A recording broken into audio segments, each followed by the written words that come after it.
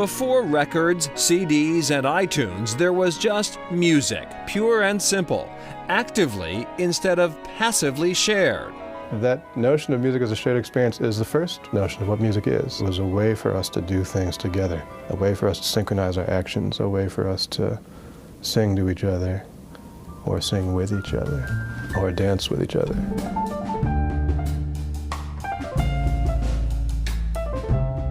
A composer, pianist, bandleader, and scholar, Vijay Iyer is widely celebrated as today's freshest voice in jazz. Iyer is acclaimed for fusing elements from multiple genres, exploring and dissolving barriers between the performer and the audience. His improv-driven compositions engage people to listen in the moment and consider music as a physical experience. It's not just about music as an abstraction, it's music as action. Music is participatory, it's for everybody. It's not a rarefied thing that is only the realm of composers. Iyer's musical background is non-traditional. Though he grew up playing violin and piano in Rochester, New York, he went on to study physics and math at Yale. Later, he received a PhD in the cognitive science of music from UC Berkeley. Science and jazz, says Iyer, are not so different. It is an art that's full of science, full of discipline and full of rigor. It's also very intuitive. The other thing that's a common misconception is that science is pure rigor and no intuition. Musically, Iyer's intuition is made more powerful by what influences him, which is just about everything, from hip-hop to African drum ensembles to classical Indian music. We don't have to think of music in terms of the commodified genres or divisions based on race and class. We can think of it more in terms of what we were able to do together. This prolific collaborator often crisscrosses the globe with bassist Stephen Crump and drummer Marcus Gilmore, members of his trio. They performed on Historicity, which was nominated for a Grammy in 2010. I wanted to bring together all the musicians here who have a foundation in jazz and create a workshop environment for them to collaborate and to create, but also to read and write and think about what they're doing and why. In class today, he works with undergraduates Lila Smith, Kevin Sun, and Chase Morin.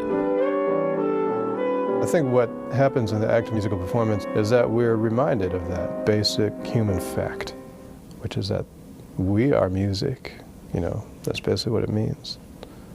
And it sounds real, I sound like a hippie when I say stuff like that. That's why I wore the tie, so no one would think I was a hippie. Joking aside, Iyer says the art of listening is really about the art of being alive. What I've learned over years of being in rooms with audiences, as a listener and as a performer, is that this is real. It's not a wish.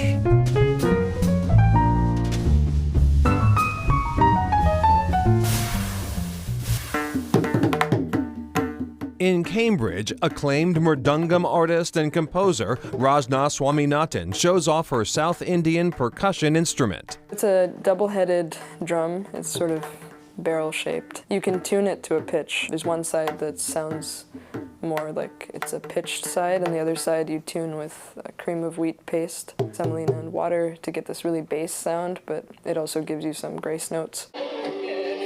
The mridangam is used in Indian classical and South Indian music. My initial training started with my dad on the mridangam, because he also plays. And I started listening to a lot of recordings of Carnatic music. That's the tradition that I come from. Inspired by jazz and her love for improvising, Rajna is breaking away from tradition and creating new sounds with the mridangam. She has played all over the world, including the Kennedy and Lincoln Centers. Someone came up to us and said, I couldn't tell which parts were Indian and which parts were jazz, or coming from different people, and what I thought I was supposed to hear from one person ended up coming from someone else. And that's kind of exactly the reaction I loved. To actually explode all those possibilities and see something new and completely unexpected can happen. What's next for this young artist? Her band recently released their debut album, Of Agency and Abstraction, and she's pursuing a PhD in music at Harvard University. I don't think I'm doing this PhD to be on the academic track. I kind of see myself going back into the freelance music mode after this so that I can get back out there and keep performing. And back to Vijay Iyer, he has a new album out called Uneasy. Iyer recently told the New York Times the title track is about, quote, the blowback and the backlash against communities of color. Coming up, New Age Chinese cuisine.